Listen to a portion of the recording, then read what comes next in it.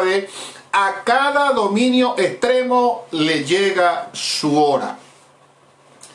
Y cabe decirles que hay un refrán popular que es muy parecido a esto, pero no en base a ese refrán popular, sino en Marcos capítulo 5, versículos 1 en adelante. Voy a leer la escritura que dice así: vinieron al otro lado del mar a la región de los Gadarenos, y cuando salió él de la barca, enseguida vino a su encuentro de los sepulcros un hombre con un espíritu inmundo que tenía su morada en los sepulcros, y nadie podía atarle ni aun con cadenas, porque muchas veces había sido atado con grillos y cadenas, mas las cadenas habían sido hechas pedazos por él y desmenuzados los grillos, y nadie le podía dominar. Y siempre de día y de noche andaba dando voces en los montes y en los sepulcros, e hiriéndose con piedras. Cuando vio pues a Jesús de lejos, corrió y se arrodilló ante él. Y clamando a gran voz dijo: ¿qué tienes conmigo, Jesús, Hijo del Dios Altísimo? Te conjuro por Dios que no me atormentes. Porque le decía: sal de este hombre, espíritu inmundo. Muy bien. El pastor Rick Warren dijo en su oportunidad lo siguiente, y está escrito esto: puedes pasar 40 días sin comida y 3 días sin agua. Puedes pasar 8 minutos sin aire, pero no puedes pasar un solo segundo sin esperanza. Es una parte esencial de la vida. Resumimos el pensamiento del pastor Warren y decimos entonces: no puedes pasar un solo segundo sin esperanza. Es una parte esencial de la vida. Hay situaciones en el ser humano que lo llevan al extremo de la preocupación por la persistencia de las adversidades, el sufrimiento, las carencias que a veces las personas tienen. Eso lleva a las personas a parecer que no hay salida para sus situaciones. Y el sufrimiento es cada día mayor al borde de la desesperación en el hombre por tales circunstancias. El caso que hemos leído es un caso que se dio en la región de Gadara. Gadara es una de las 10 ciudades de la región de Decápolis. Gadara estaba, se dice que estaba al este del mar de Galilea ubicada, y que la ciudad en sí estaba conformada o poblada mayormente por gentiles. Por eso encontramos en la misma porción que posteriormente dice, no la leí completa: bendiciones Kevin, Dios te bendiga, un abrazo grande para ti y para tu esposa, les quiero mucho, bendiciones grandes. Él les decía que posteriormente nos habla de un hato de cerdos. Y es por eso que se justifica, como era una población mayormente gentil, se justifica la cría de cerdos en gran magnitud, porque el cerdo no era un animal, era un animal inmundo para la cultura judía. Ahora bien, el caso es que este hombre tenía una situación extrema. Por eso yo he titulado, de una manera un poquito como jocosa, pudiéramos decir: a cada situación extrema le llega su hora. Vamos a aplicarle Eclesiastés 3. Todo tiene su tiempo, todo tiene su hora. Yo no sé cuál sea la situación que a usted de repente le quita el sueño, la situación que a usted le preocupa, la causa presionante de su inquietud, pero a cada situación extrema le llega su hora. A cada dominio extremo le llega su hora. Ahora bien, quiero que veamos que Dios no se olvida de las situaciones, pero todo tiene el tiempo de Dios. El pasaje lo he predicado yo por lo menos en 2 oportunidades, un acontecimiento diferente. En Marcos 5, usé los 3 acontecimientos de Marcos 5. Hace poco prediqué acerca de la mujer del flujo de sangre, hablando de crisis. Pero hoy entonces quiero tomar el caso de este hombre que tenía una situación que no dependía de él.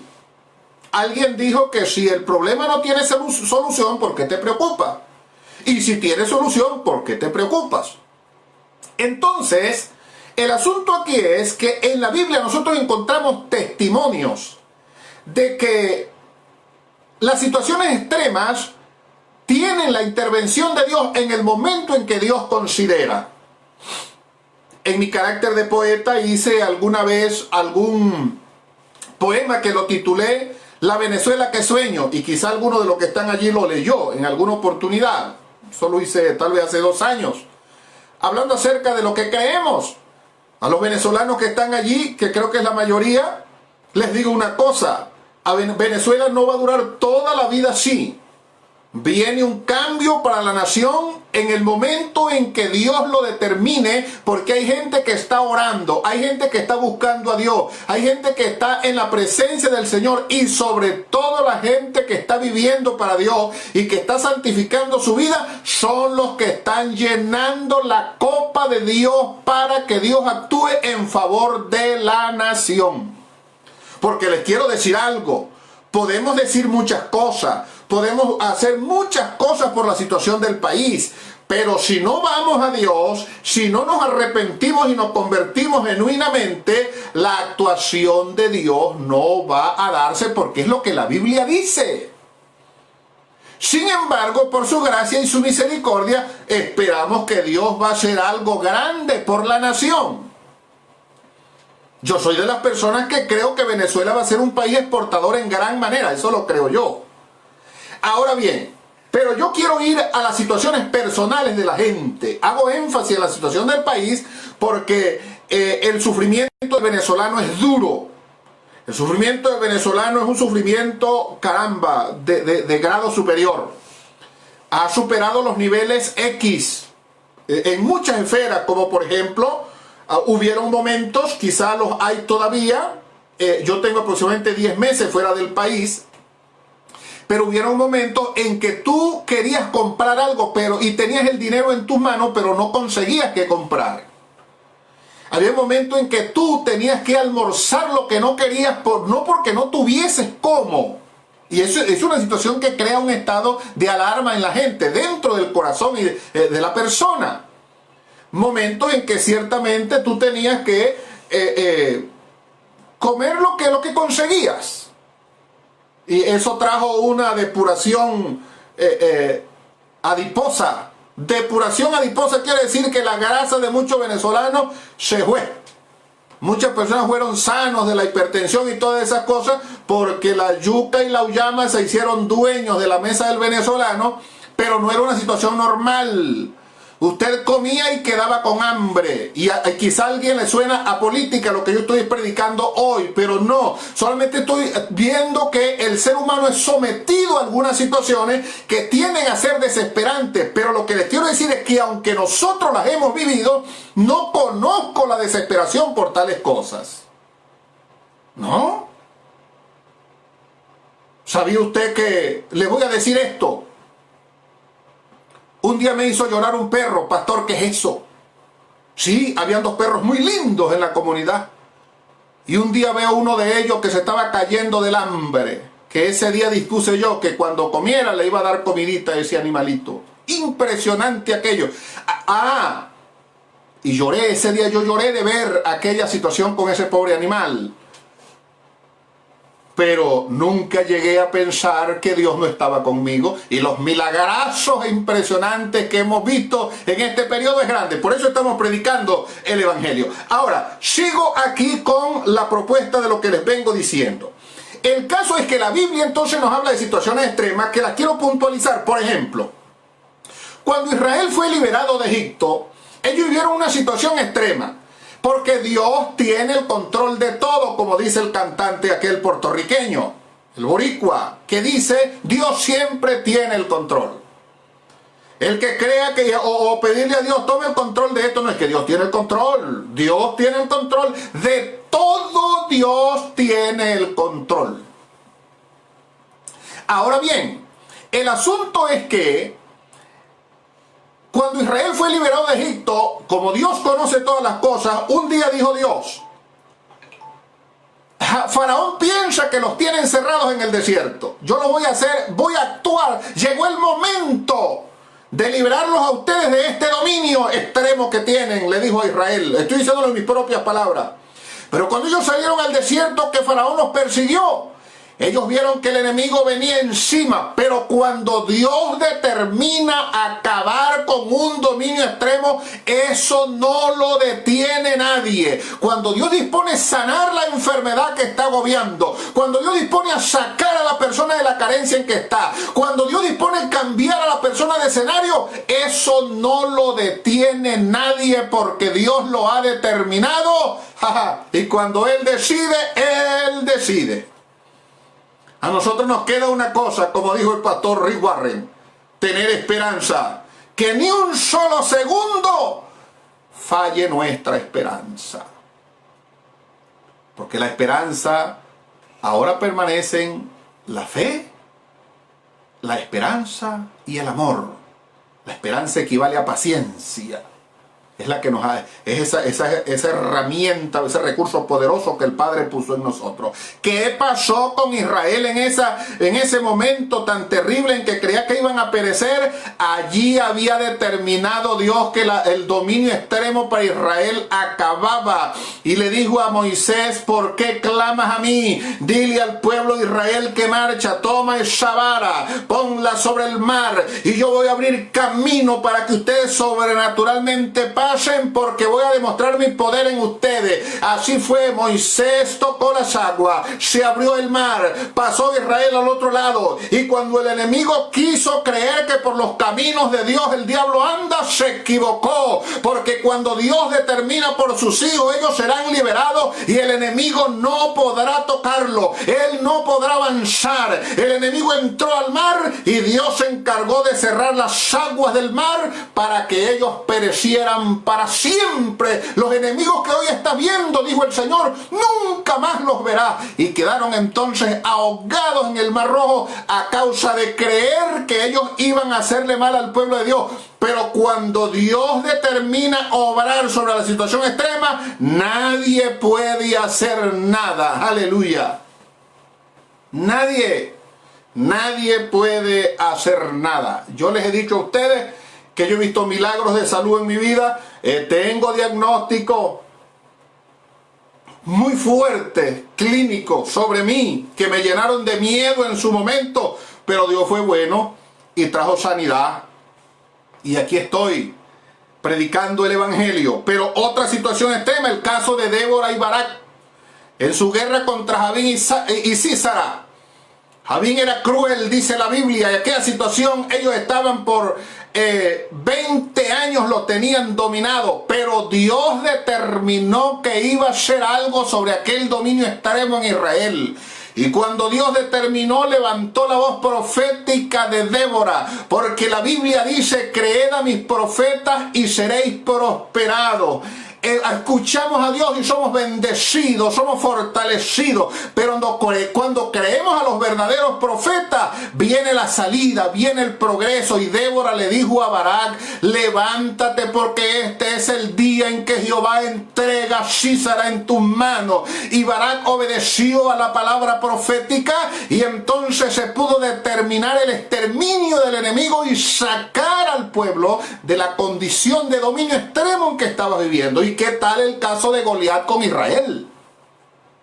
Cuando Goliat hizo aquella amenaza, eso lo encontramos en 1 Samuel capítulo 17, pero el versículo 11 dice: oyendo Saúl y todo Israel estas palabras del filisteo, de Goliat, se turbaron y tuvieron gran miedo. Alguna versión dice que le temblaban las piernas del susto cuando oyeron la amenaza feroz de aquel terrible gigante. Pero Dios determinó usar a alguien prácticamente insignificante por las características corporales que tenía, delante de aquel paladín guerrero que se llenaba de ínfulas por sus capacidades. Pero cuando Dios determina traer liberación, Él va a usar a cualquiera. Esperamos que nuestras vidas son instrumentos de Dios para traer la liberación de cualquier persona, de cualquier familia, de cualquier circunstancia. Que Dios nos dé una palabra de poder, que Dios nos dé la oportunidad de bendecir a otro que está en situación de pobreza extrema, que Dios nos dé la oportunidad de ser instrumentos útiles, tal como fue David para libertar a su nación. Que Dios nos haga protagonistas, no de estar escondidos en la cueva, no de pensar hacernos los indiferentes mientras el mal cada día avanza. Que nosotros sepamos que cada actuación nuestra como hijos de Dios trae un efecto en el mundo espiritual de una manera poderosa, y ya lo vamos a ver aplicado al caso del hombre de Gadara. Porque ¿quiénes somos nosotros sino el cuerpo de Cristo? De tal manera que el gadareno es un caso muy particular. Voy al caso del gadareno. El gadareno es un caso de posesión demoníaca. ¿Qué son los demonios? Los demonios son seres espirituales incorpóreos que no tienen cuerpo, que necesitan un cuerpo para operar en este mundo físico. Valga el caso de que yo no sé si alguno me oye de una cultura diferente a la nuestra, pero por lo menos la cultura venezolana, la gente iba creyendo que el que se murió anda por ahí en las esquinas, o le sale en una curva, o anda por ahí paseando en la casa. No. El que se murió y va al lugar que Dios determinó que fuese. Ahora, el caso de los espíritus inmundos, andan en la atmósfera y ellos están procurando cuerpos para poder operar en este mundo físico. Eso no es una fantasía, eso no es mitología, esa es una realidad. El mundo espiritual es más grande y más poderoso que el mundo físico, señores. El mundo físico sin lo espiritual no tiene ninguna validez. Cuando el alma y el espíritu dejan el cuerpo, ¿en qué se convierte el cuerpo? Se convierte en ceniza, perece, no tiene vida. Entonces, ¿dónde está el poder y la capacidad del movimiento de la atmósfera de lo físico? Está en lo espiritual. Y este hombre había sido poseído por demonios. Pero no hay poder que pueda dominar al hombre, no hay dominio extremo que pueda dominar al hombre, hasta que llegue el momento en que Dios decide actuar. Y por eso este testimonio está en la Biblia. Por eso está escrito, para que nosotros seamos edificados. Pero fíjense, ¿cuáles eran las situaciones, las características? ¿Cuál era el dominio extremo que tenía este hombre?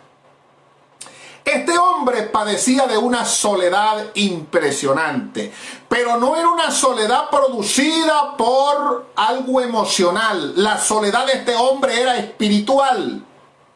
¿Por qué usted habla de soledad, pastor? Marcos 5:5, y siempre de día y de noche andaba dando voces en los montes y en los sepulcros.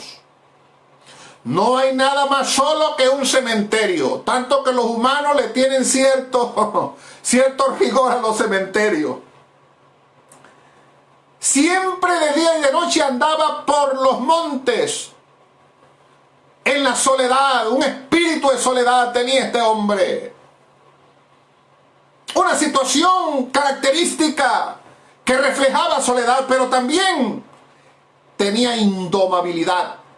Mire lo que dice la Biblia: nadie le podía dominar. Lo ataban con cadenas y desmenuzaba los grillos y las cadenas. Lo que le colocaban de manera violenta lo quitaba. Eso no era fuerza humana.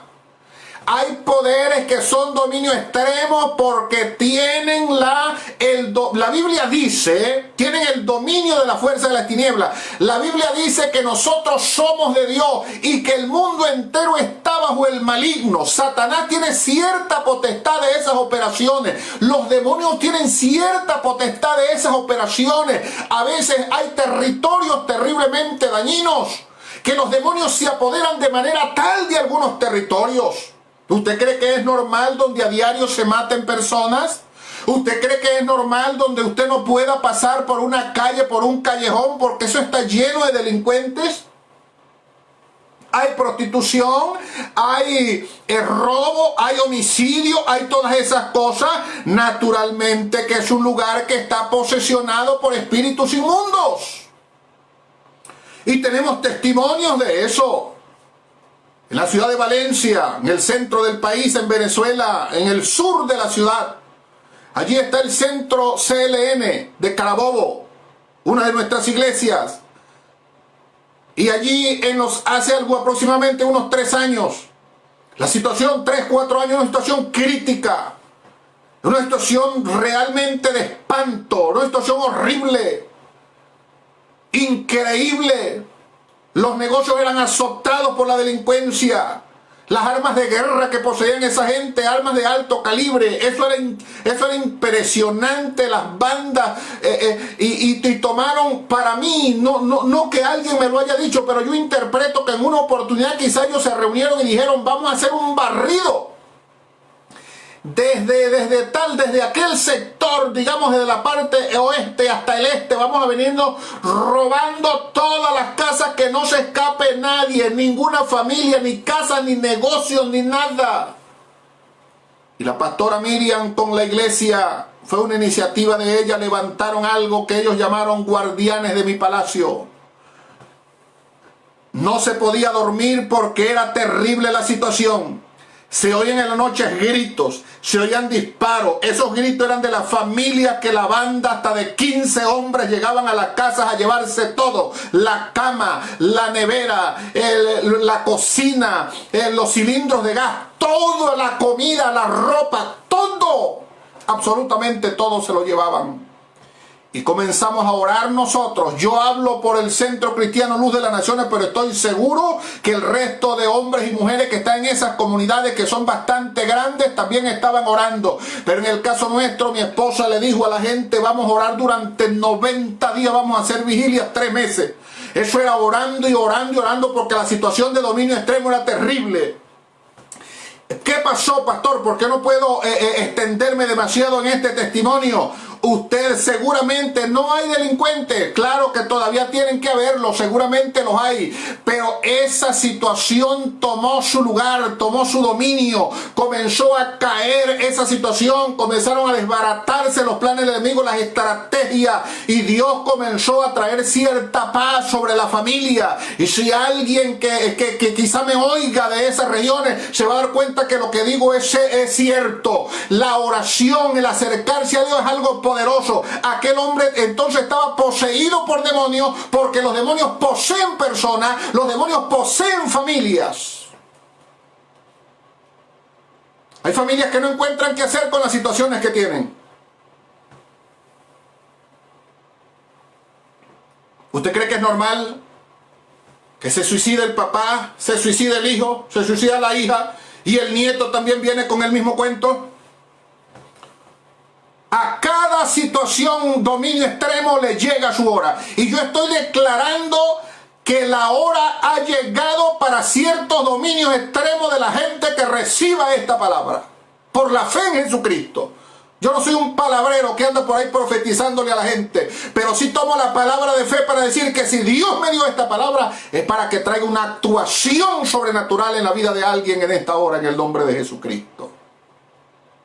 Ahora bien, este hombre entonces, en su posesión de demonios, sufría violencia. También había un espíritu violento en él, violencia corporal y violencia al prójimo. En Mateo 8:28 dice que salía de los sepulcros feroz en gran manera, tanto que nadie podía pasar por aquel camino. No era solamente bendiciones para Marilyn Andreina Martínez. Dios te bendiga, hija. Dios te bendiga, mi muchacha. Dios te cuide. Ajá, mi Marilyn. Ministerio de la Familia del Centro CLN. Cada uno de nosotros entonces, oigamos en esta tarde esta palabra. No dice la Biblia, Marcos 5:5, que también sería con piedras. Una situación violencia. ¿En cuántos hogares la violencia está obrando? de manera desmedida, de manera descontrolada, porque no todos son demonios, por supuesto, pero el enemigo se aprovecha de las actuaciones del ser humano. Y donde la condición espiritual es tan baja y se desprecia a Dios, ¿quién va a tomar dominio y posesión y va a querer actuar en esos escenarios? No es el enemigo de Dios, el adversario que es Satanás. Eso no tiene discusión. Ahora bien, ¿qué hizo aquel hombre? Porque dice la Biblia que daba voces en los montes. Era violento consigo mismo, era violento con la gente. Pero este hombre hizo lo que hay que hacer cuando hay una situación extrema. Yo les voy a decir esto, y sé que le voy a sonar ignorante a muchos, pero no importa. Quizá usted que está ahí no, pero a lo mejor a otros sí, que sabe bastante. Yo soy de los que creo que Venezuela tiene que reconciliarse financieramente con Dios. Yo soy de los que creo que cada venezolano en el lugar donde esté tiene que reconciliarse financieramente con Dios, reconciliar su bolsillo. ¿Y cómo es eso, pastor? Dele a Dios lo que le corresponde. De sus diezmos. No siga con ese cuento creyendo, no, que en el Nuevo Testamento no está, ni que en el otro tampoco está, y que esto es de la ley. No, Señor. Cumpla con Dios. A mí me duele tanto que la situación del país, que culpamos al uno, culpamos al otro, pero cuando vamos a la normativa que no es de religión, sino divina, nos damos cuenta que hay muchos evangélicos creyendo que saben bastante porque dicen que el diezmo no es de Dios. Yo, Moisés Pineda, como hijo de Dios, le digo, hay que darle a Dios lo que le corresponde. El diezmo es un tributo divino. A mí no me importa lo que alguien diga, que si no, que si sí, que soy muy generoso, que doy esto, que aquello. La Biblia mía me enseña que no está en el Nuevo Testamento. No, la Biblia no es Biblia porque es Nuevo Testamento ni Antiguo Testamento. La Biblia es la palabra de Dios. Y lo que está establecido, a mí me bendice el diezmo. ¿Y por qué les hablo del diezmo? Porque muchas personas cabalgan desesperados detrás de finanzas, pero no se dan cuenta que en el lugar donde estén, si se anclan con Dios, Dios los va a bendecir, Dios los va a ayudar. Y la ruina financiera, la Biblia lo llama devorador. El Señor dice, sí, en Malaquías 3:10 dice, reprenderé por ustedes al devorador. ¿Y quién es el devorador sino el espíritu que trata de, que no lo vemos, pero que trae miseria, que trae dolor, que trae pobreza extrema? Quizá Dios no nos quiere a nosotros auguriando de ser rico y de tener carros nuevos y grandes casas, pero que no falte el sustento y el abrigo. Eso yo le doy la gloria a Dios por eso, que nunca me ha faltado, nunca me ha faltado. Dios siempre nos ha sustentado y nos ha ayudado, no porque seamos mejores. Pero hago este exhorto y esta amonestación como responsable de la enseñanza pura y sana de la doctrina del Señor. Póngale el color que quiera, pero las finanzas son de Dios y Él quiere que las consagremos a través del diezmo. Voy a repetirlo de nuevo, a través del diezmo. Muchas bendiciones, Junior, que Dios te bendiga, muchacho, que Dios te cuide, bendigo a tu familia, por ahí había a tu mamá, la bendigo y bendigo a tu hermana Beatriz y a todos en tu casa. Muchas bendiciones, mi Junior, Dios te cuide, un abrazo grande, aquí estamos encendidos en el Espíritu. Ahora bien, mire lo que pasó, porque estoy en mis minutos finales. Aquel hombre, la situación de aquel hombre, él no la podía dominar. Mire, perdónenme esta especulación que les voy a decir. Yo le decía a mi esposa hace rato, esta situación del gadareno está como el dólar en Venezuela. ¿Cuántos no quisieran que el dólar se pudiera dominar? Pero es en Venezuela que no se puede dominar. Así estaba la situación del gadareno, indomable. Por Dios, no tiene detenimiento, no tiene... ese anda como el soltero, ni perrito que le ladre. Pero ¿sabe una cosa?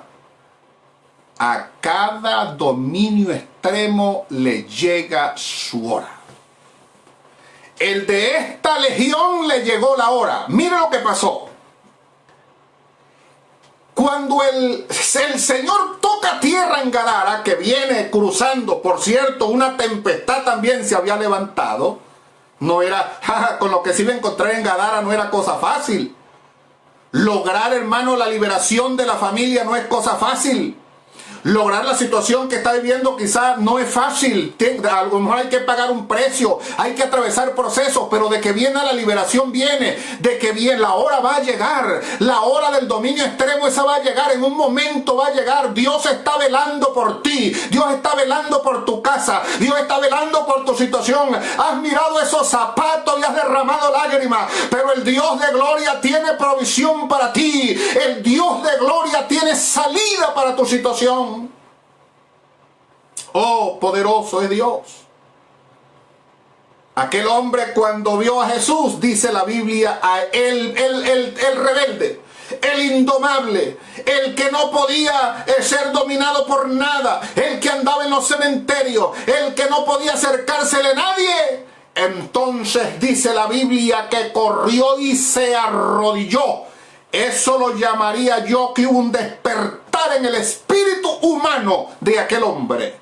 Porque también quiero decirle que Dios puede hacer algo cuando decide eliminar una situación, un dominio extremo.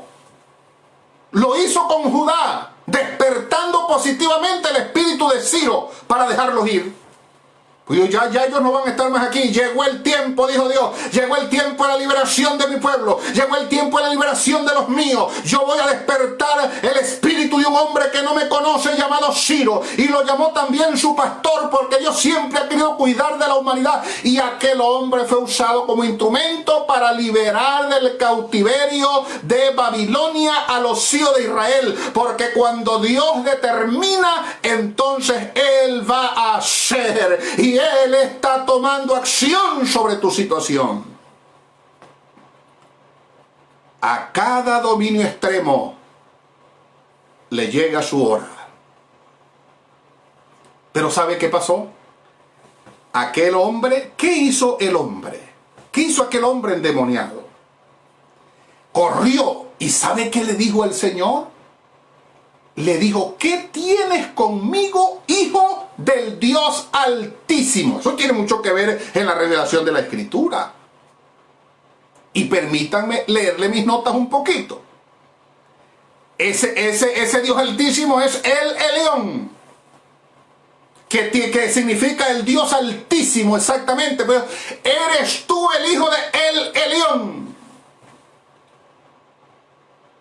Es el Dios soberano, en quien podemos colocar nuestra confianza. El Elyon tiene supremacía sobre todos los dioses falsos. Aleluya. ¡Ay! Detrás de los dioses falsos hay demonios. Voy a repetirlo. 1 Corintios capítulo 10. Lo que los gentiles sacrifican a los ídolos, a los demonios los sacrifican. Por ahí un señor que defiende las imágenes y dice que no, que imagen e ídolo es diferente. ¿Qué diferente va a ser? Ningún diferente nada. A la final, detrás de una imagen que tome el lugar de Dios y un ídolo que tome el lugar de Dios, ahí hay demonios, porque los demonios siempre han querido la adoración del ser humano, del espíritu humano, y por eso el hombre vio, el espíritu se le despertó y dijo, este es el Hijo del Dios Altísimo, al cual hay que ir en la necesidad. Pero nos hemos olvidado de Dios. La gente ha ido al chamarrero, ha ido al brujo, ha ido al palero, ha ido al babalao. Venezuela puede ser libre el día que el hombre vuelva su rostro a Jesucristo, el día que el hombre entienda que en Jesucristo es el Hijo del Dios Altísimo, el único Dios verdadero, el creador de los cielos y de la tierra, el Rey de reyes y Señor de señores. ¿Cuántas familias están estables, bendecidas en Venezuela? Porque están anclados en la esperanza de Jesucristo, están anclados en que el Señor es su ayudador, es el portento de su fe, es el canal de bendición para su vida. El Elyon, el Dios Altísimo, había enviado a su Hijo, el cual se le reveló a aquel hombre endemoniado, y por eso le llegó la hora, aquel dominio extremo que aquel hombre tenía, porque al dominio extremo le llega su hora cuando comienza a operar el Hijo del Dios Altísimo, Jesucristo, y ya su operación está activa activada en cada escenario donde hay necesidad y se revela la palabra de Dios para vida. Por ejemplo, en este momento está activo el Hijo del Dios Altísimo para traer favores a través de esta palabra y de todas las palabras que se están predicando en el mundo en esta misma hora. Porque Dios está operando siempre a favor de la humanidad. Entonces, el Elión es el Dios de los dioses, el Señor de señores y el Rey de los reyes. Allí estaba su hijo al frente de unos 6.000 demonios por lo menos, quizá 5.000, 6.000 demonios. Cuando le preguntó, ¿cómo te llamas? El endemoniado dijo, legión me llamo porque somos muchos. Y tomamos entonces el término legión desde el punto de vista bíblico para hablar de la cultura romana o de lo que se movía en el argón militar. Porque el término legión tenía que ver con eso en ese tiempo. Y entre 4.000 y 6.000 soldados, digamos 6.000 demonios estaban poseyendo el espíritus inmundos. Por eso la situación extrema que tenía aquel hombre. Generaban una personalidad extremadamente violenta según la descripción bíblica. Ahora, el día que Dios actúa, ¿qué pasa? El día que Dios actúa, ¿qué pasa? Estimado oyente que está allí, a quien mayormente el enemigo quiere hacerle daño es al hombre. Porque el hombre es imagen y semejanza de Dios. Y Satanás odia a Dios por no poder ser como Dios. Isaías capítulo 14.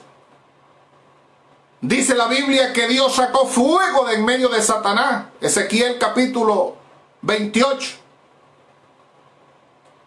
Y me llama mucho la atención que nosotros somos portadores de ese fuego por el Espíritu Santo. El fuego que tocó a Isaías y que no pudo el serafín siendo un ser de fuego. Vea esa revelación escritural allí. El capítulo 6 de Isaías, cuando el serafín siendo un ser de fuego, ¿por qué toma una tenaza para tomar fuego del altar? Ahí hay algo especial, si él era un ser de fuego. ¿Por qué el fuego del serafín no era el de la misma naturaleza del que estaba en el altar? Pero sí pudo con el fuego del altar tocar a Isaías y capacitarlo para ir entonces como vocero del mensaje de Dios.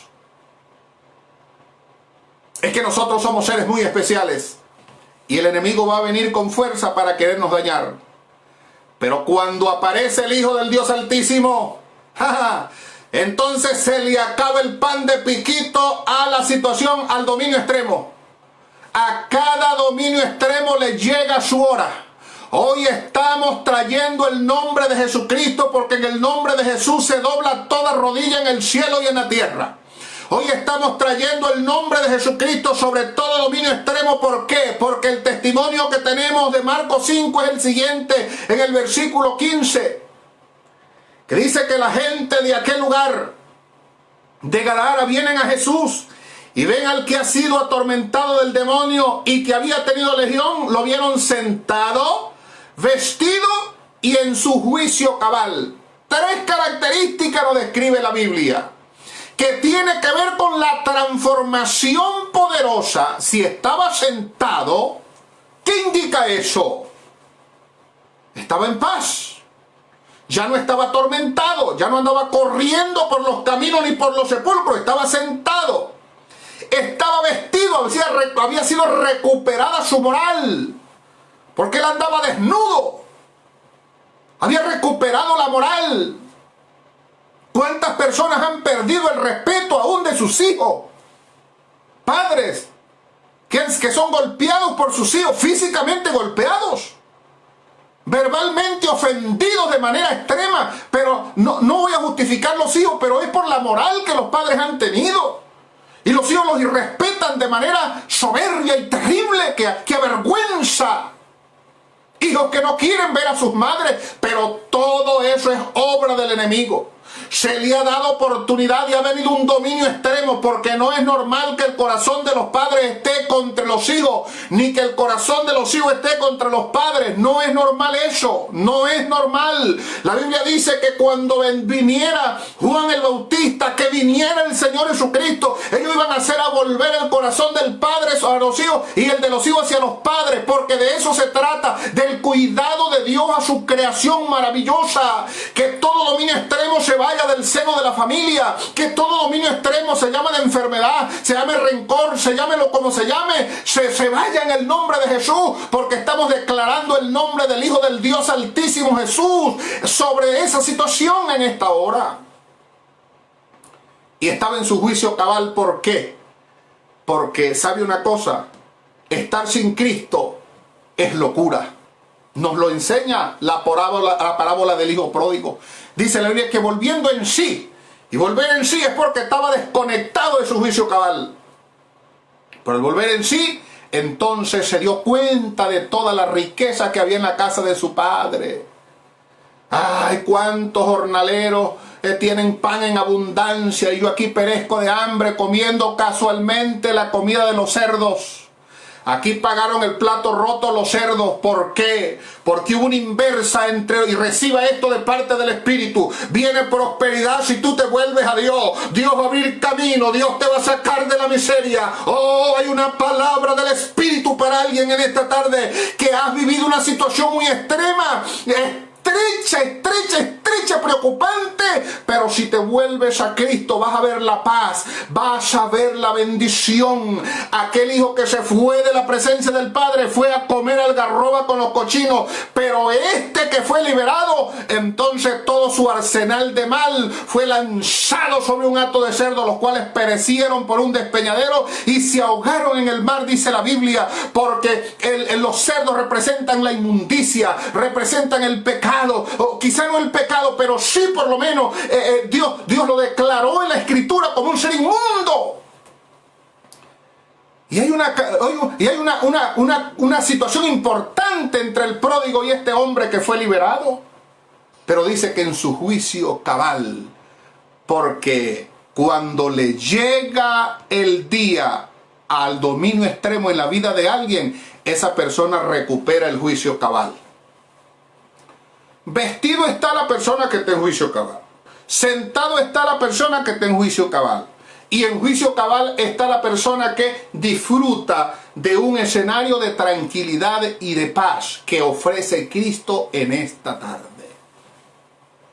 Yo quiero que si algunas personas están allí, de hecho están algunos, yo quiero que usted en el lugar donde está, si le es posible, ponga la mano derecha sobre su corazón. Y vamos a hacer una oración conjunta, muy breve. Pero vamos a orar por la nación. Yo sé que hay muchos venezolanos allí. La mayoría son venezolanos. Vamos a orar por nuestro país. Vamos a orar por las familias de Venezuela. No se preocupe por la situación política. No. Creo que si Cristo estuviera en el corazón de muchos hogares, empezando por el de los políticos, no tuviéramos una situación como la que estamos viviendo. Pero diga conmigo, Padre amoroso, en el nombre de Jesús, nos unimos, yo acá en España, mis hermanos en México, en Venezuela, en Panamá, en otras latitudes donde ellos estén. Te pido que tú bendigas a cada familia venezolana y del mundo. Te pedimos que podamos ir al Dios Altísimo. Despierta el espíritu de cada uno para que se vuelva a Jesús y pueda recibir esa paz y esa bendición. Diga conmigo, hoy te pedimos por tu misericordia que sea exterminado todo dominio extremo en las vidas que lo padecen.